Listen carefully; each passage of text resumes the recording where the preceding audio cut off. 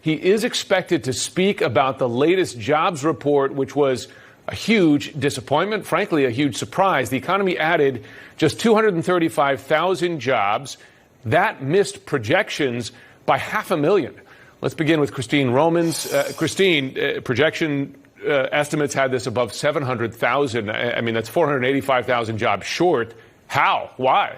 And even the whisper number was 400,000 or 500,000 if you thought this was going to be a disappointment. So economists really undershot this or overshot this. All right, guys. So as you can see there, that was CNN freaking out about the new Biden jobs report. That is an absolute disaster, right? It's an absolute disaster. I'm going to tell you guys, Biden keeps taking L after L after L. This jobs report for August, right? Some economists, according to the Dow Jones, they predicted that we were at 730-some thousand jobs for this month. However, the economy only added 235,000 jobs. Okay, that is significantly down from how much we added last month and below analyst expectations. And again, this is another L for Biden on the economy on top of all the other L's he's been taking. So let's read a little bit more about what's going on, because this isn't the only L that Biden's going to take, as Joe Manchin is indicating that, hey, you know what? He might not necessarily sign up for this $3.5 trillion package that the progressives want to push in Congress, which is supposed to help with this type of stuff. Okay, so Biden's taking some massive L's here. So let's read a little bit more here. We got a lot to cover. U.S. payroll grew by 235,000 and the jobless rate fell to 5.2% in August as employers pulled back sharply on hiring during a surge of COVID-19 cases by the Delta variant. August payroll growth was well below economists' estimates. It was also down from monthly payroll gains of 1.1 million in July and 962,000 in June, the Labor Department said on Friday.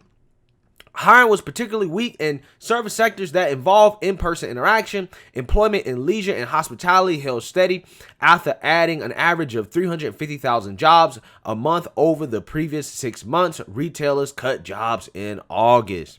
The rising number of COVID-19 cases tied to the Delta variant resulted in slower job growth for two reasons, economists say. Businesses, particularly in service sectors requiring in-person contact, held off on hiring amid heightened pandemic uncertainty. Jobless individuals who are fearful of COVID-19 health also were slower to return to the labor market until the virus abates. The Delta variant also appears to be denting consumer spending growth and confidence. The number of diners seated at restaurants was down 9% in the week ending September 2nd compared with the same week in 2019 before the pandemic. For instance, according to reservation site OpenTable, the volume of people eating out has gradually slowed from earlier this summer. In another sign of weakening, the number of employees logging hours fell 4% in August from July, according to Homebase, a scheduling software company with mainly smaller business clients. The steady decline in employment throughout the month was driven by industries that had seen the sharpest job growth in recent months amid state reopenings. The number of hospitality employees working dropped 35% from mid-July, while those employed in entertainment fell 20%, according to Homebase. All right, so you guys can read the rest of this article if you want to know more. But essentially what they're doing is that they're blaming Biden's mediocre job growth, is really worse than mediocre, right? Abysmal job growth on the rise of the Delta variant, right? Which, you know, even then it's like, I'm still placing the blame at the feet of Biden, because it's not the Delta variant itself that's keeping people from working. It is the fear of the Delta variant. Also, unemployment and all that stuff too. The lowest unemployment rates in this country are in red states, okay? But anyways, in regards to the virus, it's not the virus itself. It's the fact that the Democrats have went out there and told people, whether you're vaccinated or unvaccinated, that you have to fear the virus, that you need to fear the virus. And I think because of that, that is probably the cause of people being afraid to go out, thus leading to the decline in, employees working and business and consumer spending when it comes to services and restaurants. And on top of that, he ran on the idea that he's going to shut down the virus, right? Biden said that he's so much better at handling this than Trump, right? I'm so much better. And they spent all last year hammering Trump on how he handled the pandemic. Now, Biden gets in office and lo and behold, nothing has changed. Matter of fact, I mean, you can say it's kind of got worse, right? Now, again, I'm not a proponent of shutting down the economy, right? I'm not a proponent of shutting down business at all. However, again, Biden ran on the idea that he's going to shut down the virus.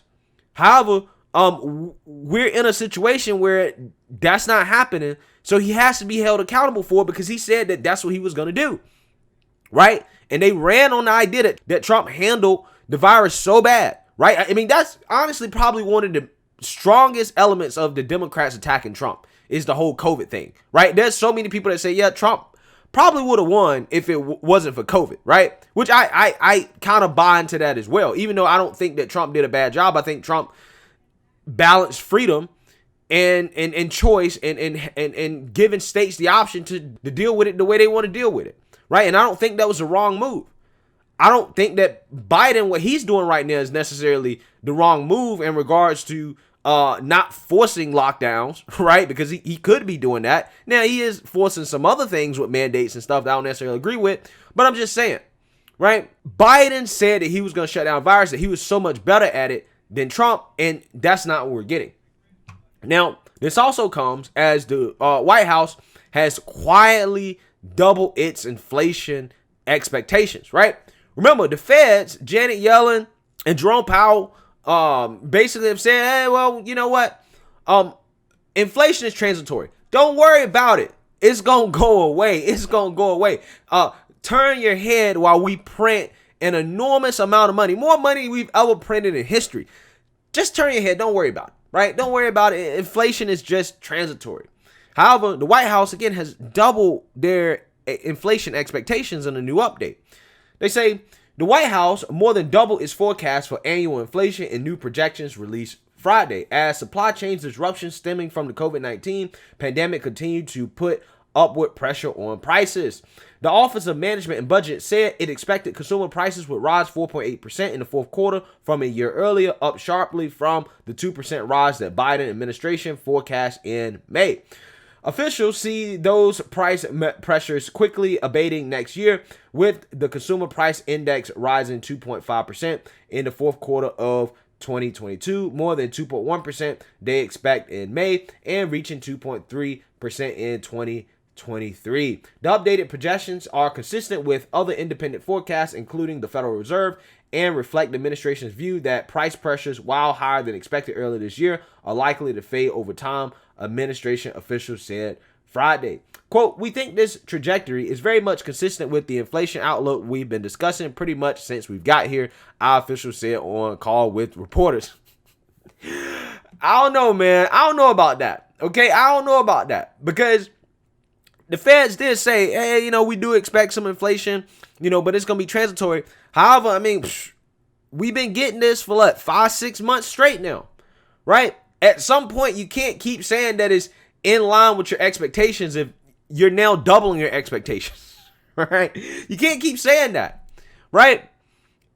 So like I said, guys, if inflation continues into the fall, into the winter, it's now September. If it gets to December and we're still talking about elevated prices, at some point, that's no longer transitory. That seems to be sticky. And at that point, you probably will see the Feds at the beginning of next year start to raise interest rates, right? Which is going to have an effect on the market because money is going to be more expensive, all right? So, you know who else is also concerned about inflation? Joe Manchin, as he has come out and basically said that he's not supporting the $3.5 trillion infrastructure package for the Democrats, right? That's the one that the progressives want, right? That's the one that they want to do through reconciliation, okay? They want to do that through reconciliation. Now, I'm not going to read what Joe Manchin is saying here. I'm essentially going to summarize what he's saying. He's essentially saying that he's worried about inflation, right? And he's worried about our debt. right? And how much debt we have accumulated. And because of that, he's saying that we need to put a pause on spending. What are we going to do? We have another financial crisis. What are we going to do? We have another new virus or pandemic, right? What are we going to do, again, if we find ourselves in a situation where we need to spend more money, okay, because of some type of economic collapse?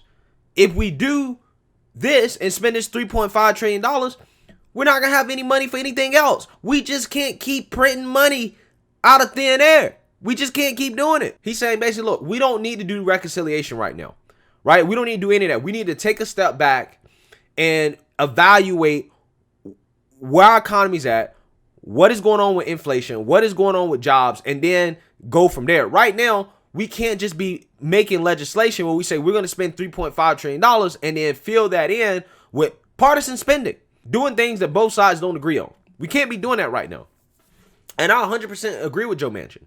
Now, again, this is going to piss off a lot of progressives and a lot of people that's in the Democrat establishment because they need Joe Manchin and Kyrsten Sinema to get on board in order to pass this bill. But this is what I've been telling you guys the whole time about this whole thing. I've been saying, listen, guys, that bipartisan infrastructure bill, like the $1 trillion one, that'll probably pass, okay? That'll definitely probably pass, unless the progressives sink it. That's the only people that can really sink it right now. It's the progressives.